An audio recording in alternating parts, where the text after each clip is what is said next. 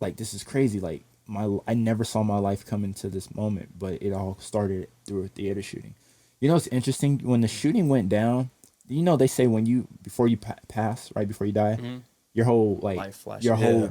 past flashes right before your eyes, Mm-hmm. right? But I think like when the shooting happened, and I came to life, it's like God played a roll of film right in front of my eyes, guys, and like For the everything future. that I saw is like it was like a snippet, right? But Mm-hmm. like it's what I'm living today, and it's crazy, bro. It blows my mind. Every day I wake up, I'm grateful, you know, Absolutely. and it allows me to provide for my household, my daughter, to have a mortgage. Like, dude, I used to tell myself back in the day, my mindset was really bad. Like, Yeah.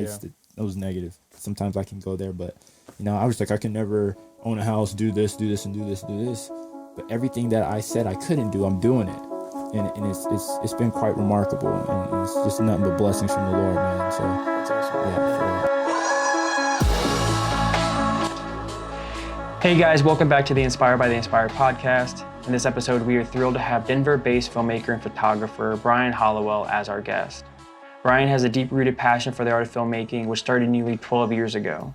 His interest in photography and film grew over time as he pursued his dreams by studying the greats that he admired. Brien's work is characterized by his exceptional attention to detail, his ability to capture raw emotion, and his unique style. In this episode, we dive into Brien's childhood and the crazy story that's led him up to become a filmmaker in the first place. We also discuss his latest project, Saudi Aurora, a short film about the infamous Colorado movie theater shooting. Brien shares his experiences while making this film, the challenges he's faced, and the lessons he's learned. So sit back, relax, and enjoy as we explore the inspiring world of Brien Hollowell. Brien, thank you for joining us on an episode of Inspired by the Inspired. You're Glad to welcome. have you here, buddy. You're welcome. Thank you for having me, guys. Yeah. Absolutely. So just to kind of break it down for people to get to know who you are more, the people who don't know you, kind of give us that journey. We'll start off with the photography. Like, how you got into photography? We might even go a little bit further back, but I think it's a great intro to kind of get you how you got into the industry of filmmaking and photography. Yeah. Absolutely. Yeah. I mean, what are we in 2023 now? I've been a photographer since 2012. You know, I didn't really know how to get into this realm of work, but it kind of landed in my lap, and I'll kick you to it straight. So back in 2012, I was actually on my way to a movie one night.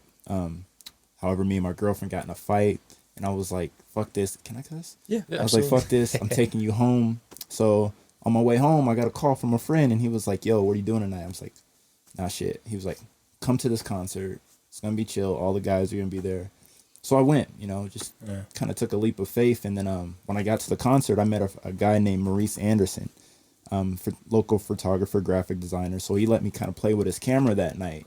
So that night that I was supposed to take my girl out on the date was the same night of the Batman Aurora theater shooting. Yeah. And for me, that was kind of like a wake-up call, because I was just like, oh shit, I was supposed to be there, and it made me sick to my stomach. Oh, yeah. Yeah, I just, over the months, I started thinking about it over and over, of that night, and then I was just like, yo, what were you doing that night? And I was like, I was playing with a camera, so I just took that as a leap of faith, like I was supposed to, pick up a camera myself, and fast forward to now, man, I'm a photographer, and I never thought I would have been, and it started at the movie. So Yeah. that's kind of my journey as a photographer. Well, I know that when we spoke about it, you said that you had that kind of like a religious awakening with it. Like, were you religious beforehand, like hardcore, or was that the moment where you kind of like connected, where you kind of heard his voice, and where you kind of really got caught up into the mix of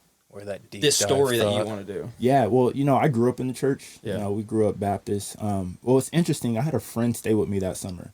His dad was like the pastor for NASCAR and all that, Okay. and he stayed with me that same summer, just a month before the theater shooting. And he was seeing how I was living, saw the things I was doing, and before he got in the car to go to the airport, he was like, "Hey, yo, you should start reading your Bible." And I trust this man with my life. Right. His name's Taylor Griffin. He lives in Tennessee now. So I actually started reading my Bible a month before the theater shooting, and when you read the word, man, it opens your eyes. You start to get some clarity and discernment. But when the shooting went down, I automatically knew I call him Jesus. You know, a lot of people have different names for him, but I believe he's the true living God, Jesus, right? And I was just like, yo, Jesus saved my life. I'm grateful. And then I was like, yo, Lord, direct my life. And he hears me. And he started directing my life, put me in positions of success. It was quite easy to walk in, but to walk it out, it definitely was a challenge.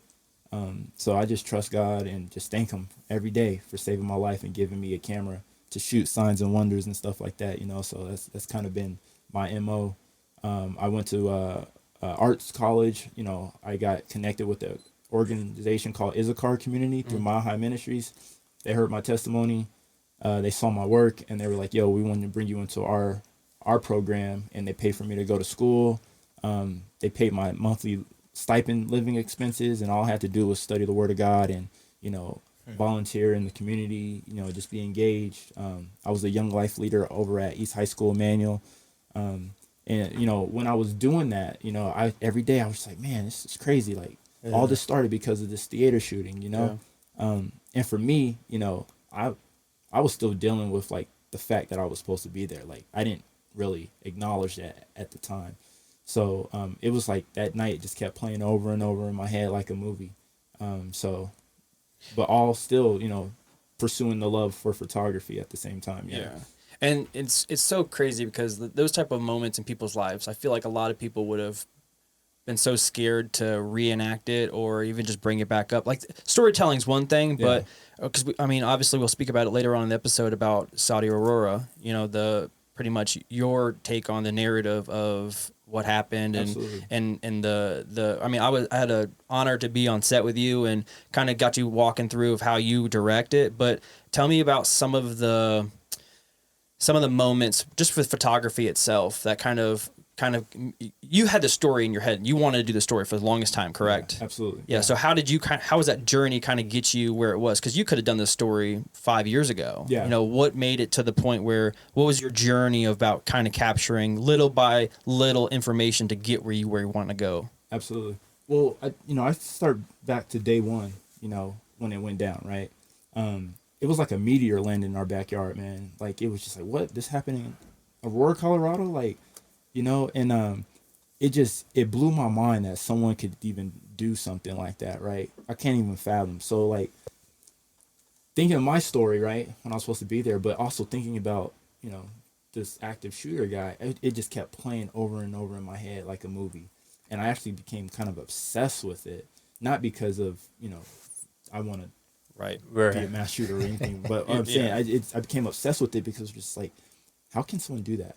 Like, where do you go? Like, what's going on in your life to try get to that understand point? the thought behind them? Yeah, it just really just, you know, wrecked me. But you know, photography was a way for me to actually try to make sense of the world. Because at first I didn't understand the world. I didn't even understand my world, right? Yeah. And because of the shooting, man, I saw a lot of lives wrecked. I saw a lot of heartbreak. I saw a lot of people just shut down and go the drug route, alcoholic route. But here I am, given a second chance, you know, to do some good with my life, you know. So I just started. Speaking of which, you said you just quit recently, right? With smoking. Oh yeah, I did. Yeah, sorry. But yeah, I mean, I just, you know, it just wrecked my community, a city that I love. Right, I grew up, played sports. I actually remember when Century 16 was built. When it was built, I was like, hell yeah, we got a movie in our neighborhood now. Now we can do something, right? But I didn't realize as a kid like what my future would be, and you know, photography, man, just kept leading me to new opportunities, and you know, I was building my vision, and you know, starting to see the world differently. And come to find out, I was actually shooting pretty good work.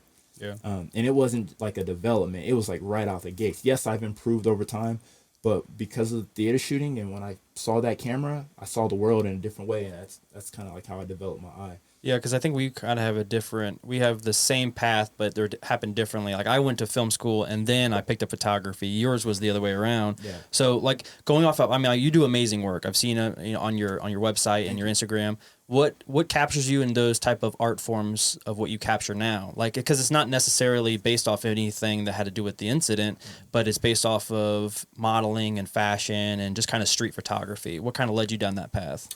Man, I think it was, for one, just studying the greats. I definitely have an eye and I have taste.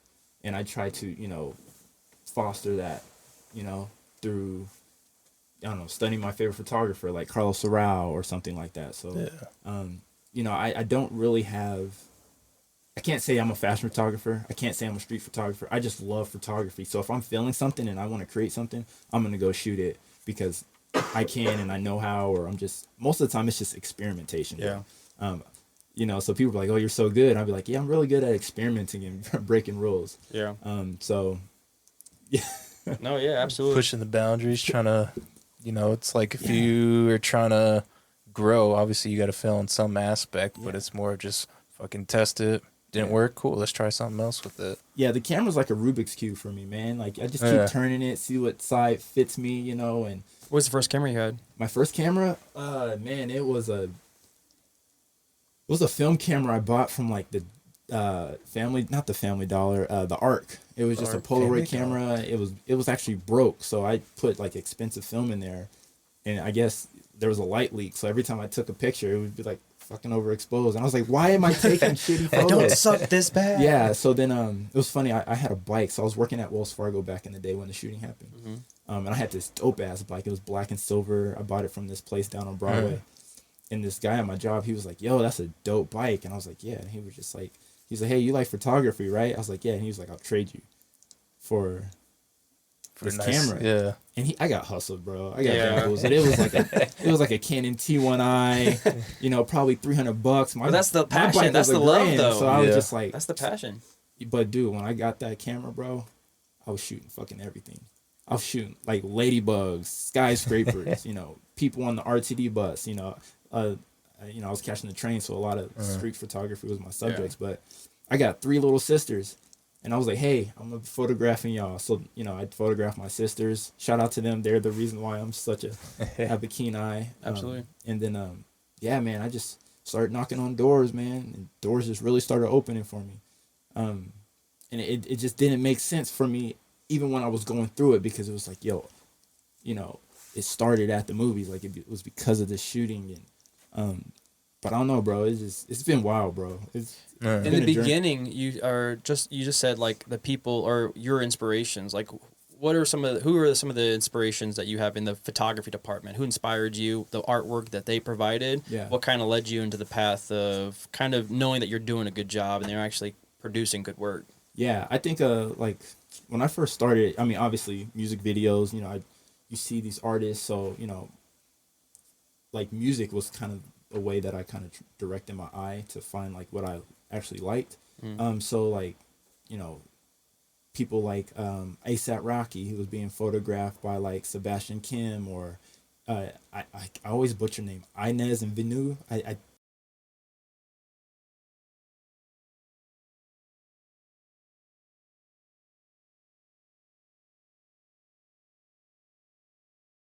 also crazy to know because wow, I saw this guy's work in the magazines. Now I'm standing next to him on his set. Yeah.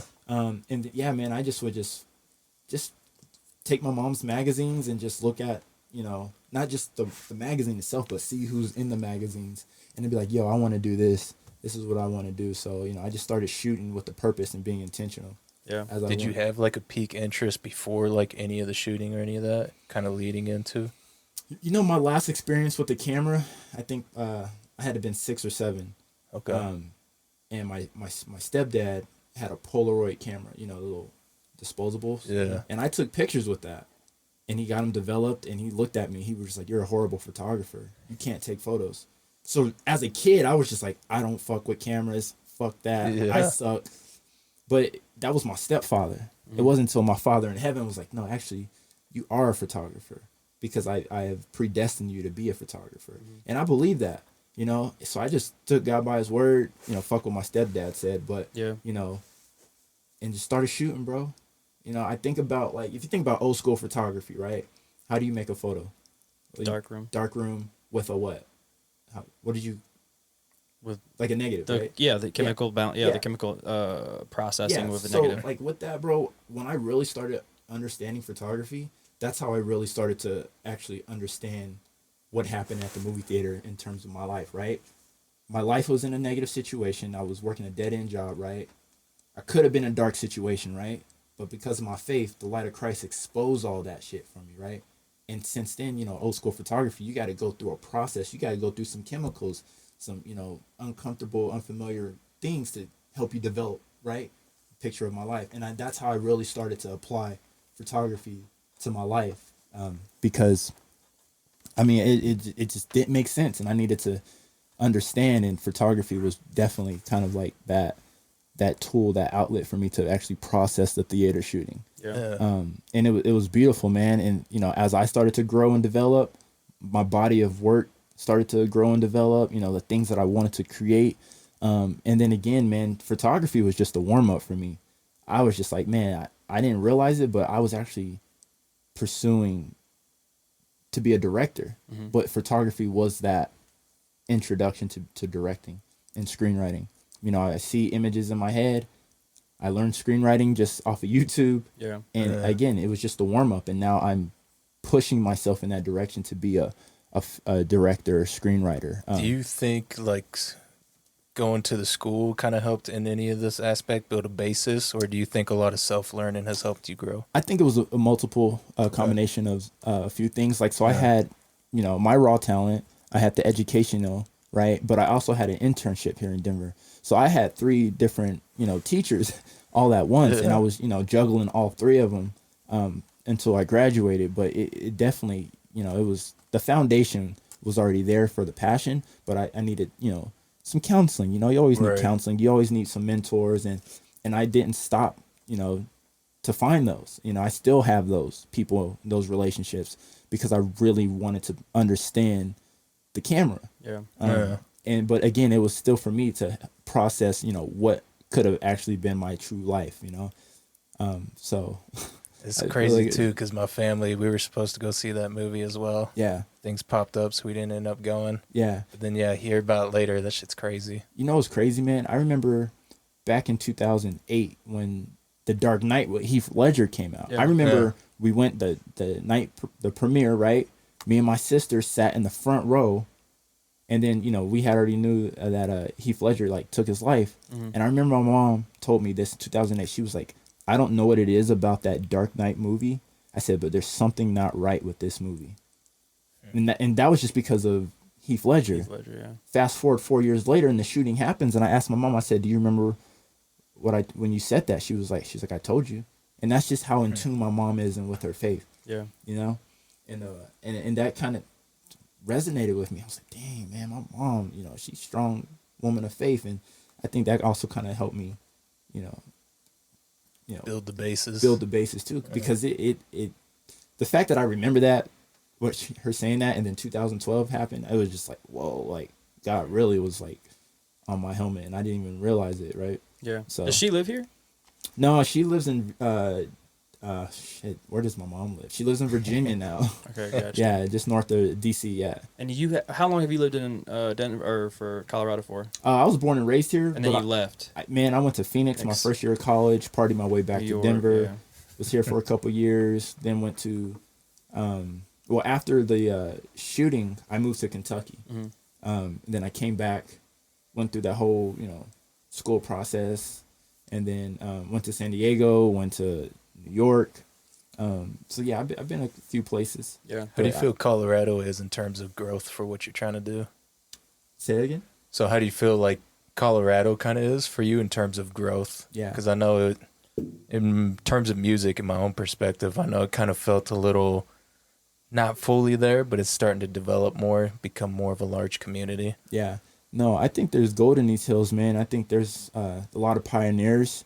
I mean, Denver always gets overlooked, you know, for a lot of reasons. But if you think about back in the day, in order to get to the true West, the West Coast, you got to go from Chicago to Denver. If you didn't stop in Denver, you were going to fucking die before you got to the West. And I feel like people forgot that. You know, they have overlooked us. And I think what we're doing now, I think we are going to really, like, be that resuscitation or you know, I just think we got it. Denver's got it. And I think the main thing about it is the taxes. I think that's because a lot of places they go to, like, becomes like big, like Atlanta right now is huge. You got New York and Cali. They're kind of, I think when COVID hit, they kind of ruined a lot of things. But hopefully we're that next target where they feel like, the weather is, like we have crazy weather sometimes, but it's divided, it's like once you get winter out of the way, you got beautiful days, so hopefully that there's someone can bring Colorado or Denver to the market and allow us to express ourselves at a higher level and then get people over here. Cause I looked in here, not a lot of movies are filmed in here. So it's like when we have that ability, hopefully sometime in the next couple of years, it just starts generating more and more. And I think that what you're doing, especially with connecting with executive producers who have that type of touch to it, that you can, and especially such a powerful narrative of such a tragedy story, like it's very hard not to kind of grab someone's attention. So hopefully these types of short films that can create balance into our state, allowing it to get bigger and bigger and growing, and people just know like we can film here because it has such a history. The history of Colorado and Denver, Aurora, and anywhere is so big. Yeah. So it's like, but people need to bring it to light, you know, and what you're doing and what a lot of people do in your crew, like it's giving that little spark. Yeah. So absolutely. And, after, this past weekend, it was very important to me, this whole process. I left New York to come back here to make this project. I thought it was going to happen in 2017, but I realized I wasn't as seasoned. I really didn't understand the vision still. And you probably would have hated yourself if you did it at 2017 because the knowledge isn't there. It wasn't going to be what you wanted. Yeah. And, the relationships hadn't been built. And that's just, we make plans and God laughs at them. I don't know if you ever heard that, right? He was laughing at me for years because I was always trying to attempt, but I was still writing, developing, studying the case. I even had to wait for like documentaries and other stuff so I could really start to formulate my own opinion about this scenario. It's based on true events, right? But then, when I got connected with my executives in LA, they backed me 100%. Even when shit hit the fan, they were like, Brien, we're still here for you. We love you. We believe in what you're doing. And then my New York crew. So now it's like LA, right? We got me in Denver and the people that came in from New York. And it was just like, I couldn't trust anybody in Denver with my baby. Yeah. Because they didn't know the type of professionalism that I was trying to add, that value that I was trying to add visually. Yeah. No one in Denver could meet me there. And I was like, well, fuck, I gotta go out. And that's my goal, man, is to bring New Yorkers in LA to Denver and treat them with the utmost respect, give them the best hospitality so that they know, hey, Brien set the bar high. So if we go back to Denver, it's even if it's not with Brien, we expect the great, So it was such an honor for everyone to support, the community to come around and the people. I had to interview everybody. Yeah. Because I tried this back in 2021. Was some people that I was close to, some people that I actually loved, still love, and believed in, but they couldn't do it. They weren't ready for that level of work. I was, but I needed that shitstorm to happen so that this time around I knew what to avoid, what to do. And I mean, you guys were there. You saw the what we created, how beautiful it was. It wasn't that a fun time? Yeah, it was a good turnaround. Great time. It's unfortunately is obviously the tragedy that you were trying to portray, like, but still making a storyline to bring people in to kind of like, it wasn't a sad process like on set, but it was like people know the scenery, people know the effects, but making sure this came to light, it brought a lot of people together. A lot of the extras were there, and they kind of, it was a beautiful time. It was a great time. I wish I could stay even longer, but I came back the next day for 8 hours to make sure that, you had at least, like just to see the process and to help any way I could. But just seeing the camaraderie of your crew and the extras and your directorial skills of making sure everybody's still having a good time in such a drastic measure it was really cool to watch. Yeah, man. I'm still trying to comprehend. I mean, we started a week ago. Yeah. I'm still trying to comprehend what we got in the content bank now. Yeah, and I think once you see the rough draft or the first draft, that's when you start realizing, holy shit, I did it. Like, it took that long. It took 10 years. Yeah. And now it kind of came to life. And I'll wait another 10 for my next one. Absolutely. If I have to. Yeah. I don't want to. No. But, I feel like, the weight of this story, it's so good. Yeah. And you saw the dailies. Yeah. I think once people see this project, they're gonna come back and it's like, yo, can you do this again? Yeah. But here's XYZ in the budget. I'm like, fuck yeah, I could do that. Yeah. I'm gonna keep my same crew, bringing my EPs to set this time, Yeah. and we're gonna do it again. I'm not changing the formula. I've already locked that in. We've already been success. Why fuck that up? Yeah. But we can start adding different parts. You know, it's like a Megazord and Power Ranger. You know, Absolutely, yeah. You connect over here, you connect here at the feet. Get bigger, yeah. Yeah, and we can only go up from here. You know, and I Yeah. want to do that in my hometown because I believe in this city. The city's growing, and if we can be the pioneers to establish that, dude, like what Atlanta is doing, Denver can do it at the same level, even better. Yeah. Because we got the mountains, we got the plains, we got the You city. got everything, yeah. You know, we got it all. You know, and I want it all. Yeah. And that's what we're gonna do. Before we get into the project that we're talking about right now, Saudi Aurora, Yeah. let's bring it to your introduction to film. Like because we talked about photography. So Yeah. where's the process? Where's the transition that you and what time period did this happen, and what kind of caught your eye saying, I want to not step away from photography, but I want to build this filmmaking success so I can tell this story. When did that happen? I think it was when I was in New York, because I mean I was terrified of multiple frames. Yeah. You know, and when I went to New York, I met Zach Mills. You guys met Zach. Yeah. DP. And he was talking to me about all the features he worked on, all this and that, and I was just like getting on his sets and stuff, and you know, filming, and I was like, dang, I really like this. I said, this is dope. And then, you know, I was just really like diving into Netflix. You know, I didn't get Netflix until like, you know, late in the game, so I was just like being able to watch like episodes, and I was like, yo, I really like television series. Yo, I really like movies. Yeah, my life started at the movie, but I think I'm just supposed to, and I just only saw one perspective, right?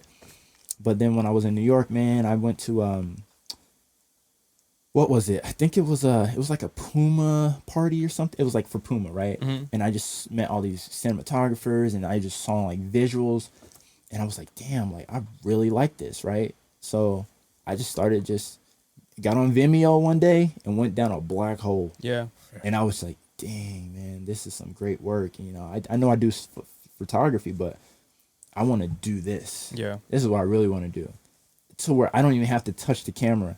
I just want to just get paid for my ideas. And because, you know, growing up, you do something dumb, your parents be like, use your head, right? Yeah. Well, this is what I'm doing. I'm using my head, right? I'm trying to use my ideas to make a way of life, you know? So that's, and then, there was one time back in 2017, I saw a music video off of, it was iconoclast.net. I don't know if you've ever been on that website. Sounds familiar. Yeah, but I found a music video by The Blaze called Territory. Have you ever heard this song? I've heard of it, yes. And I played that song, and the music video played, and it was so beautiful. The visuals and the way everything just was holding together throughout the duration of the music video. And I was like, okay, this is what I really want to do. It's such a beautiful music video, the storytelling. And I was like, I don't know how I'm going to do that, but I'm going to do that. And I just started studying films, like literally watching movies and studying shots, and, you know, just seeing how camera is movement. And I started really training my eye. I didn't go to film school. Yeah. So that was just a way for me to get some more raw talent, and just started applying it on my photo shoots. And then, you know, applying it with just like little commercials or little videos that I made for myself. And so it was just my film school, you know, and That's awesome. that's what I applied that to with Saudi. Yeah. Yeah. I called it Saudi for short. It Yeah. just sounds cool, Saudi. Yeah, it's like my baby. Oh, Saudi, you know. What was your first project? Like your first serious film project that you did? Oh man. Paid gig. Paid video gig? I mean, I think I Paid was with either money, resources, a serious commercial gig that you kind of. I did something for Brisk Iced Tea, where back in 2021, so they did like this, you know, featured artist segment where I was obviously the hero of the shots, right? And that's where I met Border Media House, and I like had to like be directed and direct at the same time, right? And you know, they shot this whole little, you know, segment on me as a photographer, you know, showed my work. I did a photo shoot. It was really cool. And I was just like, yo, this is pretty dope. Like this is crazy. Like, I never saw my life come into this moment, but it all started through a theater shooting. You know, it's interesting when the shooting went down.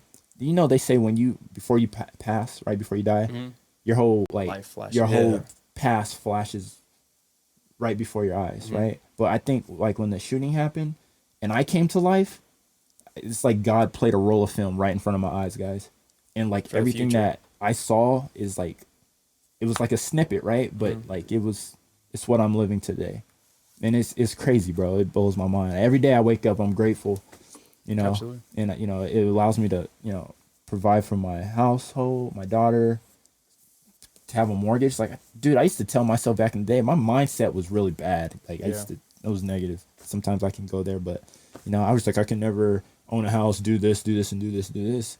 But everything that I said I couldn't do, I'm doing it. And it's been quite remarkable, and it's just nothing but blessings from the Lord, man. So That's awesome. yeah, for real. I'm gonna say Jesus a lot. So You say Jesus all you want. Hey, hey, all day, you know. Hey, inspiration comes in many shape or factors. Yeah, That's and- probably and- one of the number one when it comes Yeah, to. and my faith is big, man. Yeah. Like I ain't perfect, and never will I ever be. But been called to be holy, right? But man, my faith is like my A1. Like I wake up thinking about the Lord. I go to bed thinking about the Lord. I could be driving down the street and it's a daily conversation. It's a relationship. And that's what I have. And that's what sparked because of this theater shooting. And I'm forever grateful. So let's bring it back. Before we start talking about the movie, the filming process. yeah. Let's talk about the in depth that you did on this film. Yeah. Like how did you get your research? Obviously with interviews and the moment, but talk about your research process and For this film. For this film, yeah. Man, I think it started that day that it happened back in 2012. Like, I sat and watched the news coverage for hours, man. And Did you know anybody that was at the? Oh yeah. Yeah. Oh yeah, I knew a lot of people. And I knew if I didn't know somebody, somebody knew somebody, and we were yeah, we went to high school with them. Yeah. Oh, that's my cousin. Oh, that's my nephew. And it was just like, it was a meteor that landed in our backyard, bro. And it just, but the research that I did, man, is obviously when it happened, I watched the news nonstop. Did you watch the trials of it all? I watched the trials in 2015. And I just really, because I knew my side of the story, I needed to really just like hone in on this, right? And I just started like taking notes, just mental notes, like, okay, he did that. Okay, that's in a sequence. I was actually cataloging that night, not only for myself, but for the shooter. And I started cataloging stuff in my head, right? At this point, I didn't know what I was doing. I didn't know I was like formulating journal entries and, interior, exterior scenes for a movie. I thought I was just going crazy. It didn't make sense to me, but I was trying to make sense of like, what's wrong with you, bro? Like you couldn't just go off yourself first versus, that's even worse to say, but like it would have been better for him to do that versus, for all of these guys to do that versus, I don't want that, but it just didn't, I couldn't understand it, bro. So I just really kept just like pouring into like news articles and just, journal entries, Wikipedia, you name it. And before I knew it, bro, I had everything in my mind. I had my mind made up. I was like, okay, so it's just days out and in, just played in my head like a movie, bro. Like it like, I think it probably caused me to not want to eat or, sleep. And I was just like, yo, why is this like poking at me? Why am I feeling like I'm supposed to do something about this? And it kind of ruined a lot of friendships, relationships, because I would talk to people like, hey, what do you think about this? What if I did something like this? Don't you do that? Are you crazy? Are you stupid? Why would you do that? Well, I was gonna ask if you had any negative backlash. Oh yeah, fuck them. Yeah. I the day that I started living is the day I stopped caring what people thought of me. Yeah. And I've been free ever since, right? Sometimes it tries to, but you got to remind it and put it in its place. And then, yeah, bro, I just felt like, the shootings keep happening. And here I am getting triggered every time because it's just like, yo, you have gold. You need to tell your story so that you can free somebody else. Don't hold that. Did you ever have negative thoughts about doing it?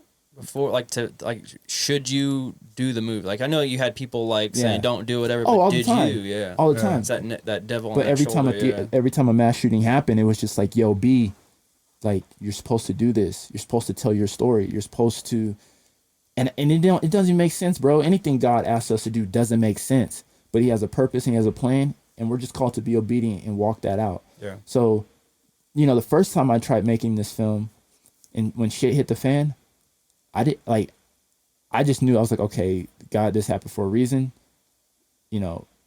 Fuck this whole crew. I got my daughter about to be born in a couple of days. I had something to look forward to, so I wasn't even worried about the movie. Yeah. I had my EPs, like, whenever you want to try it again, hit us up. We'll be down. And then me and Nate connected, the actor. And I'm gonna bring up how you kind of picked and chose people. Yeah, and it was again, I was able to rewrite some things, some scenes, add some scenes, take some scenes out. I've been location scouting for every day. I'd be like, oh man, that looks cool. I think I could shoot something in there. Vice versa. I was just really just day by day meticulously chipping away at our first day of filming, right? Mm-hmm. And then my boy Zach, he's the one who actually inspired me to write this, because I told him my testimony, and he's like, dude, that's amazing. You need to write about it. Zach is the DP of the film. And it started as a journal entry, but YouTube University, I just went on YouTube. How do you screenwrite? Mm-hmm.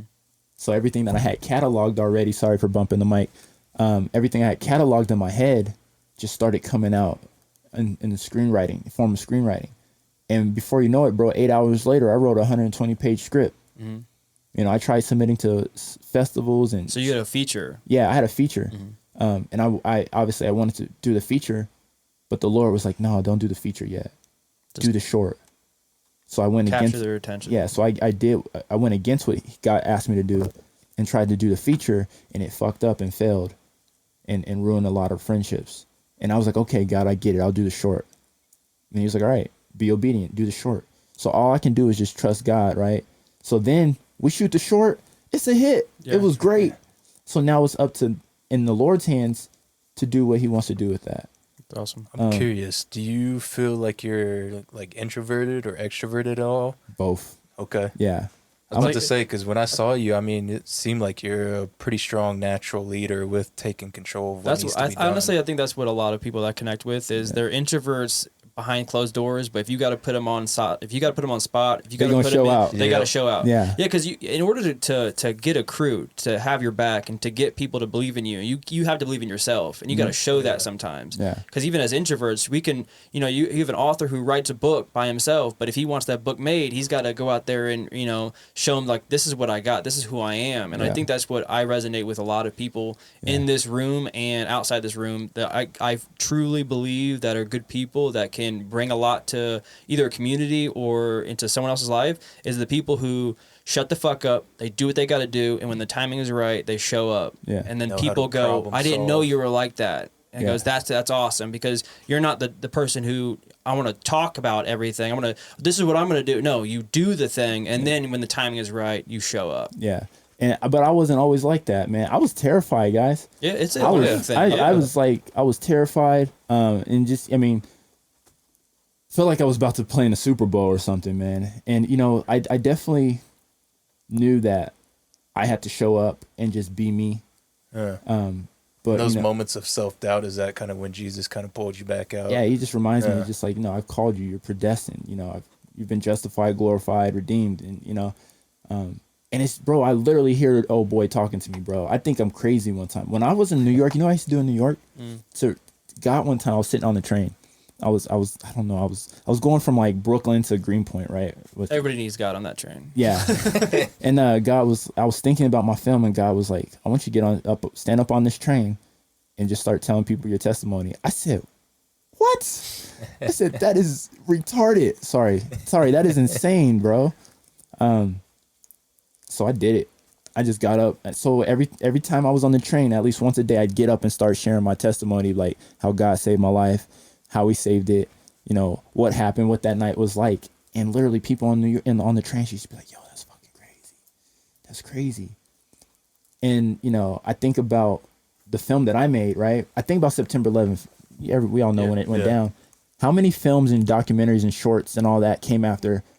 Like crazy. A lot, right? A lot, yeah. Why did they make those? To talk about some crazy shit, you know, to help us process it as a nation. The only thing we have is news reporting footage, so Yeah. you might as well tell the story of each Yeah. individual person and the heroes that we're doing. Yeah, and that's kind of like one reason why I think my film is important, because, you know, we were worried about terrorists coming from overseas till here. No, we got them in our backyard. Yeah. So in that same story, same sense, I'm talking about some terrorist attacks type shit, and I think it's going to be great for not only me, this, because it was healing for me to do this.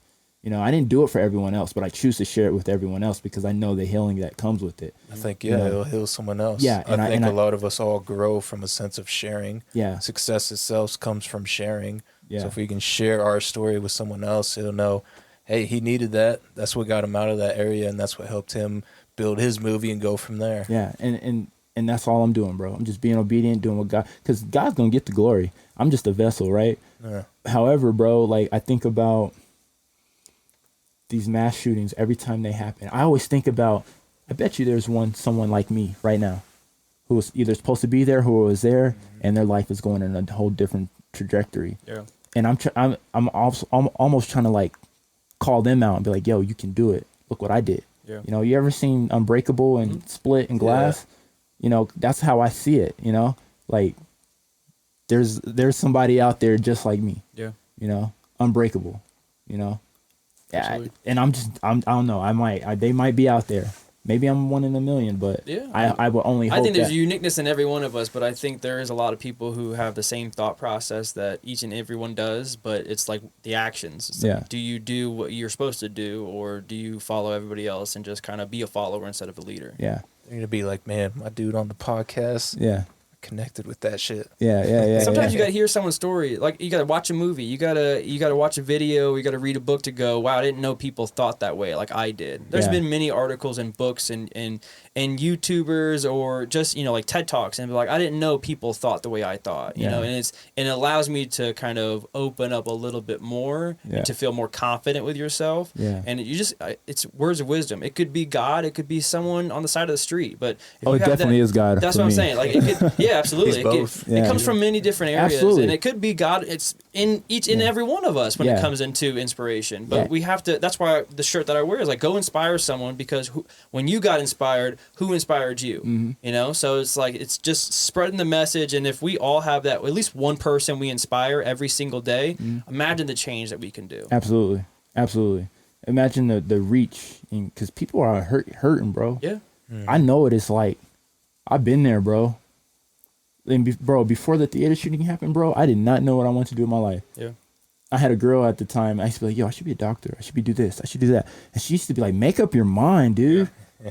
Like, that's how lost I was. And I couldn't imagine still being that same person now. I'd probably kill myself. Yeah. Right? That's just being real. I mean, that sure. just was just death all around me. You know, there's just not great decisions, but man, when God calls you, bro, and he tells you to follow him, bro, you better get in that passenger seat and get ready, bro. You got one choice. I had a dream a long time ago, man. Jesus picked me up in a car, and he was like driving all over the road, driving through fences. I was like, what the hell is wrong with you? He kept looking at me. You trust me? I'm like, yeah. And he's like, all right, cool. And then, you know, driving even more reckless. And then I'd be like, yo, what are you doing? He's like, you trust me? And that's just kind of how it's been, bro. It's like, I just have to trust him. Yeah. No matter how crazy it got, how down it got, you know, because there were some high moments, but there were some low times too, bro. Yeah. And, you know, the Lord is my shepherd, you know, he leads me, you know, all that, bro. That's all it's been, bro. Psalms 23, bro. He's just been leading me and guiding me, bro. That's awesome. And goodness and mercy has always followed me. There's many things I thought I'd be. Thought I'd go to the NFL. I thought I'd be in the military. You know, I still make music, but it's definitely not something I'm going to overall pursue. Yeah. Anyway, but yeah, I mean, there's so many things we feel like we've got planned, but as long as you're just like, all right, I mean, I'm cruising with you. We go. Yeah. I'm down 100%. Amen, brother.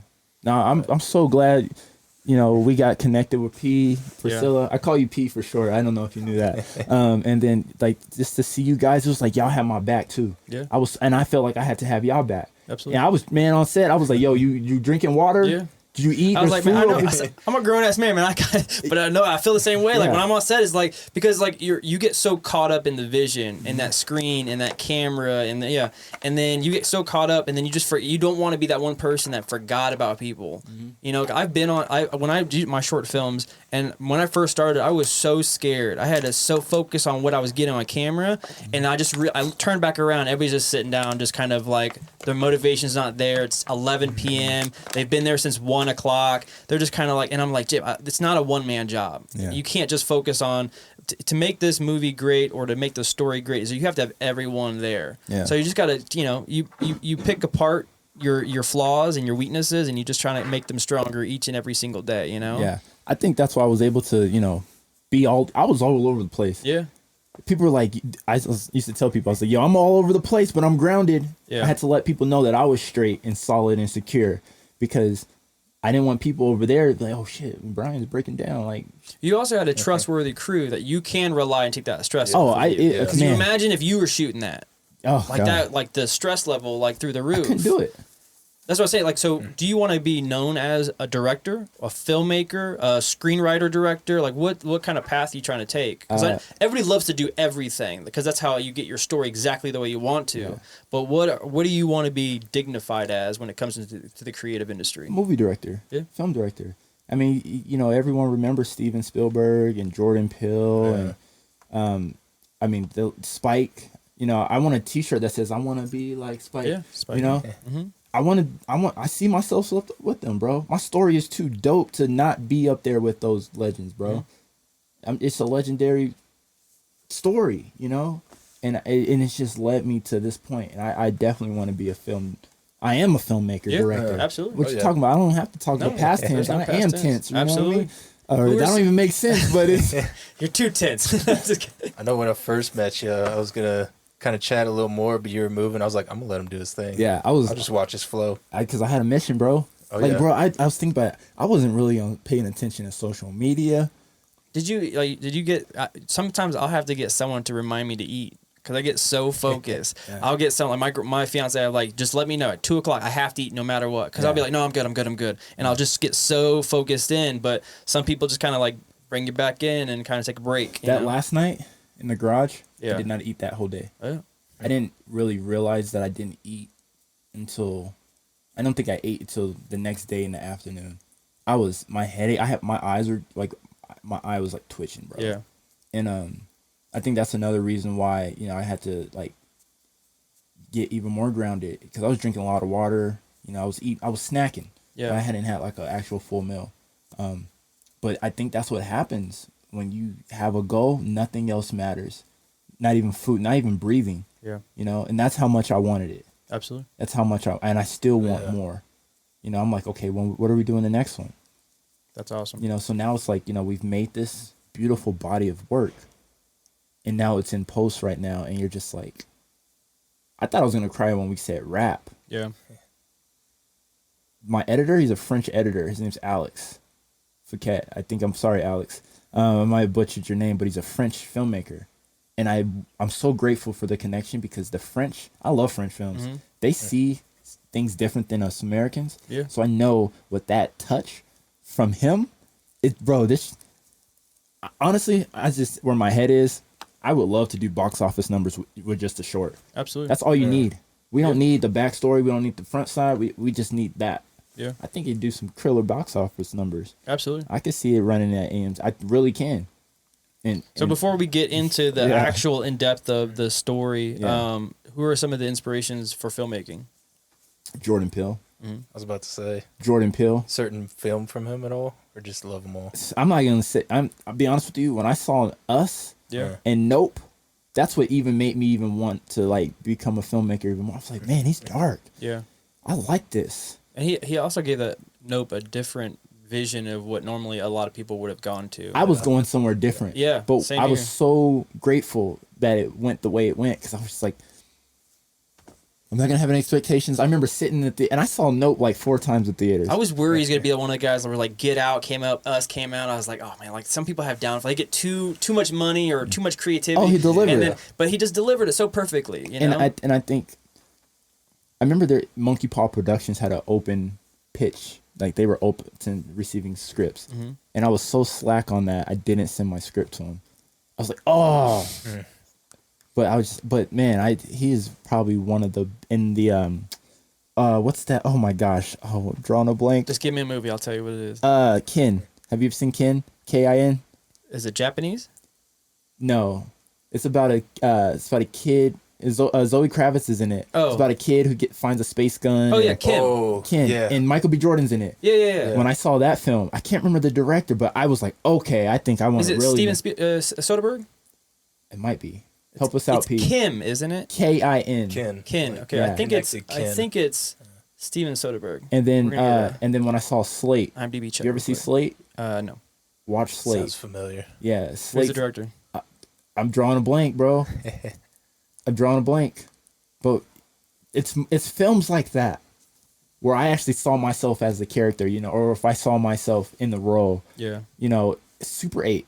Yeah, Super 8. That's Super J.J. 8. Abrams. Yeah, like when I started really like watching those movies, that's when I was like, Yeah. I was like, fuck, I love movies. I love the storytelling. I can do that. Oh, Ken. You know That's what? awesome. I think Watch that movie, bro. Ken is hard. I remember it's been a minute since I've seen it, but I she did has enjoy another it. movie called Kimmy. That's what I was going off Kimmy. of. Oh, Kimmy Kimmy. is Steven Soderbergh. Yeah, I saw that's that what- one too. That's what I was like. I'm pretty sure it is. But it's called Yeah. Ken. That movie's Okay. dope. And on Okay. top of that, when I saw oh my gosh, obviously Quentin Tarantino. Tarantino. And I mean it's Quentin Tarantino, Yeah. bro. He's like He'll take any story. Oh, yeah. If anybody has a touch Yeah. of their own style, and that's Quentin. I think he's doing the Star Trek now. So He's come doing back Star to- Trek? Yeah, he's doing Star Trek. Oh, He's man. retired. He wrote his book, Yeah. and now he's like, if there's any story you're going to do, because he's done everything but space. He hasn't done a sci-fi movie. Oh, that so would, he's like, can fuck, you I'll do imagine that just one. him blowing up aliens. Oh, and stuff absolutely. like that Especially would- like getting the true essence of, I don't know if he's doing Kirk or not, but Yeah. like getting the true essence of what his style of, like, it's going to be so massive. It'll Yeah. be huge.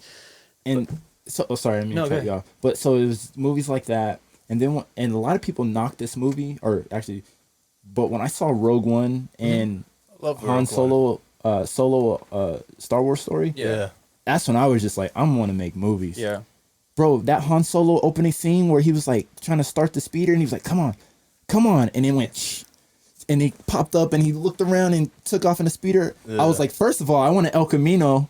Yeah. And then two, that was probably the dopest opening scenes for me. Yeah. It just felt like my life. I'm trying to start some shit up, right? Yeah. I'm trying to get this film going, and I just felt like I saw myself. I can just relate to the characters, and that's Yeah. why I love filmmaking. That makes me think of the Batman scene with his car when he's just sitting there before he's about to chase the penguin. Everyone's around and the him, engine's yeah. just kind of warming up and going. Yeah, Fucking love that scene. I got goosebumps from that scene. Yeah. So I just I think one reason why I want to be a filmmaker is because I've taken a lot of my story and putting it into my characters, because I grew up a certain way.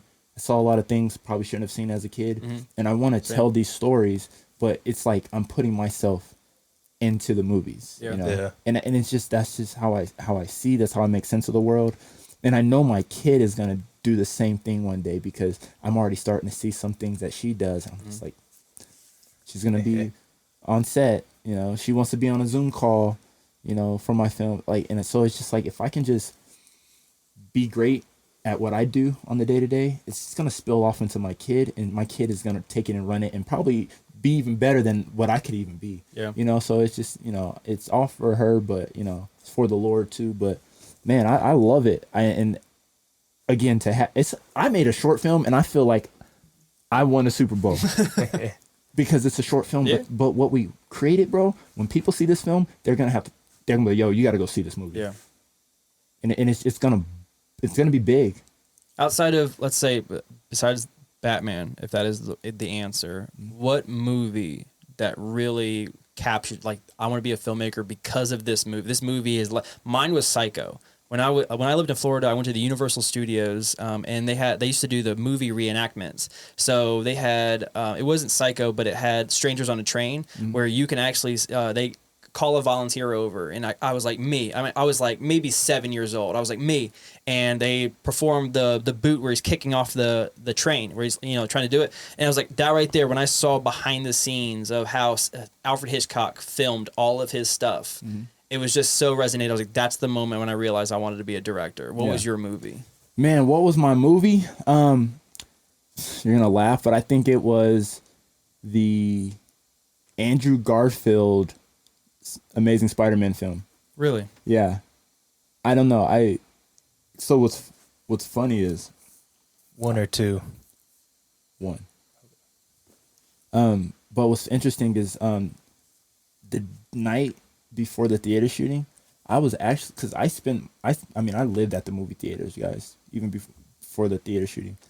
But I was actually at Century 16, which was Wednesday the 18th, 2012 in July. I was at the movie theater the night before, and I saw that Spider-Man movie. And I remember Andrew Garfield realized he had the power.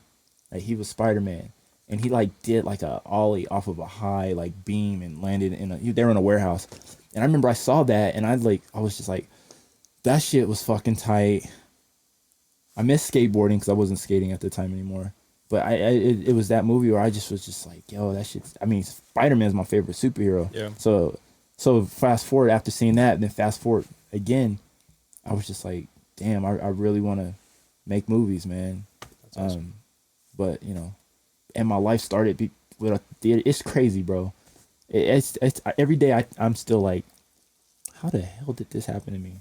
Mm-hmm. You know, a broken kid from Montbello, Denver, and just, you know, didn't really have much, you know, got picked on. You know, I played sports, but, you know, besides basketball, I just didn't really have anything that I cared about, awesome. Other than my mama. But yeah, man, it just, at this point, God gave me a purpose, bro. I had purpose, and I wasn't wasting air anymore. That's crazy. Yeah. All right, this is it. Tell me about the process, the filmmaking process of Saudi Aurora, the Colorado shooting, the movie theater. James Holmes, tell us the kind of your day 1, day 2, kind of how you handled everything. What was your inspiration of the cinematography behind it? Was it you, or was it Zach and you, and how's that go? Yeah, so for legal purposes, this story is based on true events, so I can't really say his name or Century, because I'm not trying to get sued. No, you know, I just want to make art. Yeah. But, you know, a lot of that was collaboration between Zach and I think because the shooting obviously happened in a movie, we decided to take that movie as inspiration and shoot it in that similar kind of style. Mm-hmm. Yeah, man, it was just really tedious. You know, I was like, this is the scene that I want. And I rewrote it a couple of times. Okay, how are we going to execute it? I mean, it was probably the hardest thing I've ever done. Mm-hmm. It was and that was a short film. I can't imagine making a television series, multiple episodes and seasons, let alone a movie, like a full-length movie. So I really just chipped away at it. I want to say in January, every day I dedicated at least an hour to going over every little detail for an overall product. Because I saw the final product, right, but I needed to work backwards and look, okay, what do I need? What do I need? What do I need? And I was just on a day-to-day basis. And God, thank you for Zach Mills, because I called him every day, late at night, like, dude, I have this idea, I have this vision. And he was just very supportive. So I think it's starting with the right community, the right support system. Yeah, core system. Sorry, I'm drawing a blank. But I think it was just having a solid story that I believed in, and knowing how real it is for me. And my goal is to make this real for someone else. This isn't supposed to be a feel-good film. Mm-hmm. This is supposed to make people human again. Because if you think about when mass shootings happen, we're like, oh, we see it. All right, cool, we're going on about our day. Yeah. You know? And we're kind of desensitized to it. But it's supposed to be a roller coaster, man. Yeah. And once you go up, you got to go down. Yeah. And I feel like it's a great write. Maybe gut-wrenching for some. Some will find it entertaining. I mean, there's going to be so many... There's going to be so many takes on this film. For sure. But at the end of the day, it's going to make people think and realize, like, yo, this really went down. This is a true story. This is what people are dealing with. This is what we got to think about, being shot, gunned down when we're watching a movie or in Walmart or our kids in school getting like, come on, bro, like, why hasn't something been like fucking done about it, bro? And if I got to make a movie to get people off their ass, therefore that's what I've been called to do. You know, if I get X'd out like Malcolm X, cool. I'm just using my camera as a microphone. Yeah. And so, you know, that's So where did you? I know we kind of mentioned it before, but Nate, the main character. Yeah. Where did you find him? How did How did he accept the role? Was it immediate, or because I mean that's a tough role. That's a tough, a stressful situation to be in. But you also don't want to miss the opportunity, you know. Yeah. So I casted the person twice. Like I met one guy in New York, casted him, tried to film with him in 2021. It didn't work. And shout out to him. He showed up. He did what he had to do. He went through it with me. But I think after that situation, I was like, I really need to find someone who could really play this character. And me and Nate met in 2020. We met with a mutual friend, and then that mutual friend became his friend, and then they part ties, and then me and Nate became friends. And then I saw him one day in public again, and I said, there's my character. And I was like, hey man, can I take you to lunch? Can I share the script with you? And he was like, I don't think he was like, he was like, he needed to think about it. Yeah. You know, but I you know, if you any of you are in a relationship right now, 6 years. you remember how you pursued your girlfriend? Yeah. I kind of had to do that with Nate. I was like, I want you. Got I flowers, need you. some chocolates, some You know, I'll pay your rent. No, but you know, I let him know what I would need from him, and you know what it would cost him emotionally and mentally, and what he would gain. You know, so he really came on, bro, and what he gave me, a stellar performance. Yeah, you can tell he was having not a tough time, but you know we had like a 5-minute break. We got to give him, you know, give he him his needed time. it because I was like, oh, he needs his time. Yeah, he was the most important person in the room to me. Yeah, absolutely. I didn't even care about the story. I cared about Nate. Yeah, I cared about him. I care about people. That's why I'm making this film, because I care about people. You know, because I've seen what something like this can do to a community. You know, so Nate. Yeah, I mean, we saw what he was doing, bro, and it was just like, wow. Yeah. He's. I mean, I don't know if he did. I don't know what he did to prepare for this role, but he gave me everything that I needed. Absolutely. What do you think the toughest moment of shooting?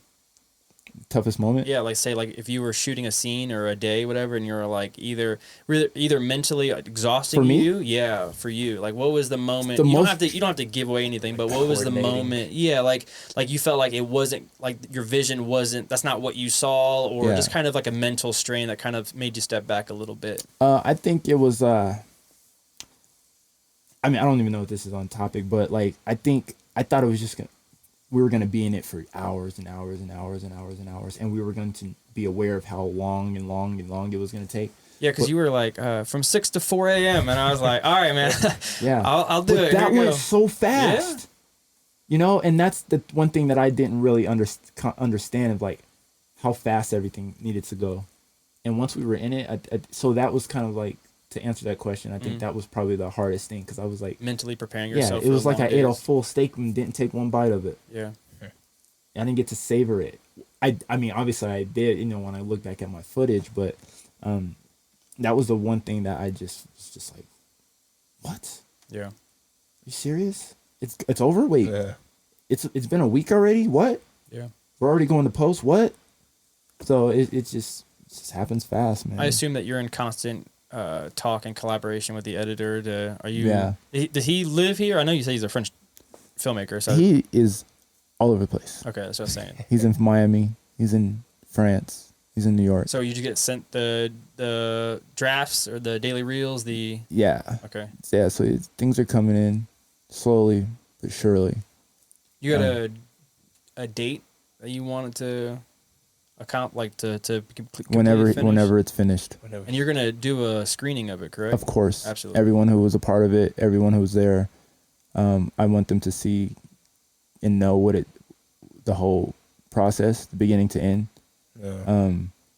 I will do private screening. We will take everybody's phones, like a Chappelle show. Mm-hmm. And I'll probably, rent out a theater for about 2.5 hours. And the runtime should be around 10 to 15 minutes, right? If that.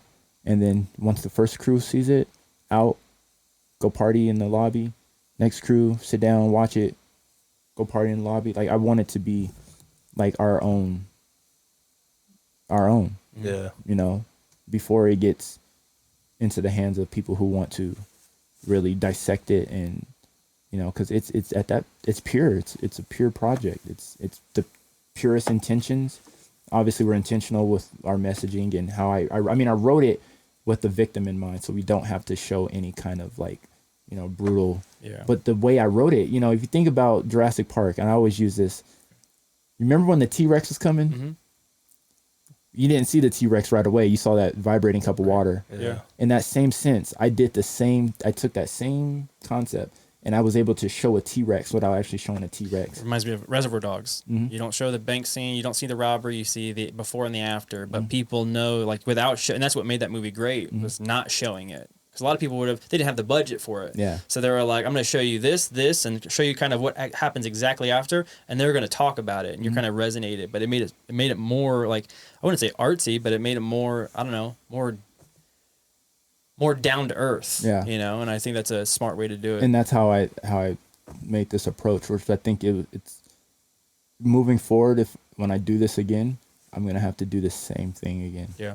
You know, I mean, the visuals just get better, the vision gets bigger, you know, budgets get better. But I think what we did we provided a lion on a kitty cat budget. Yeah.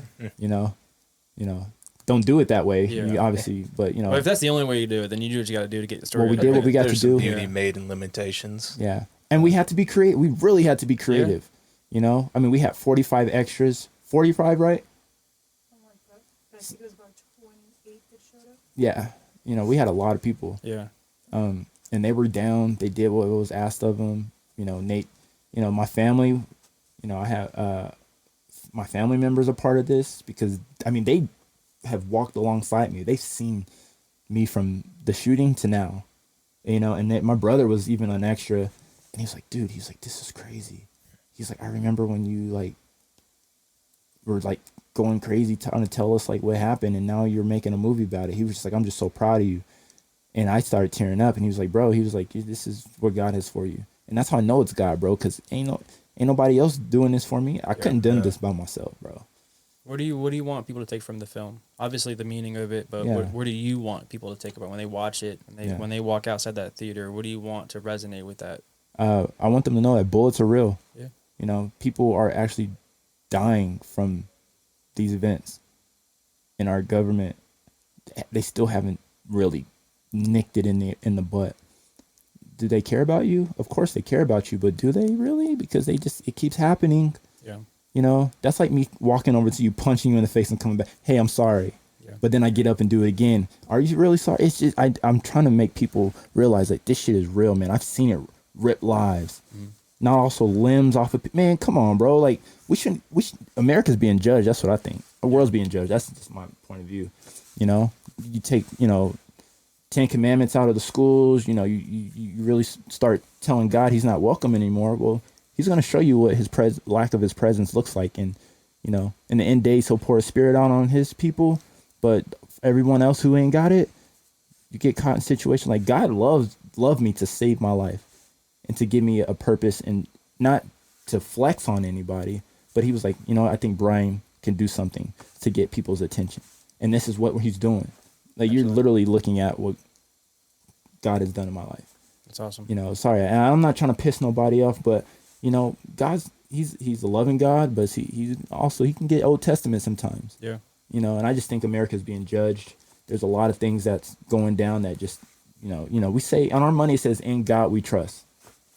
Do we? Yeah. It's more like in God we lust, right? Yeah. So I don't know. I can go on, and you know. I remember there was an ad that Bill Gates put out once where he was trying to get that taken out of dollars. Yeah. Which is crazy to think don't about. do that. Yeah. You know.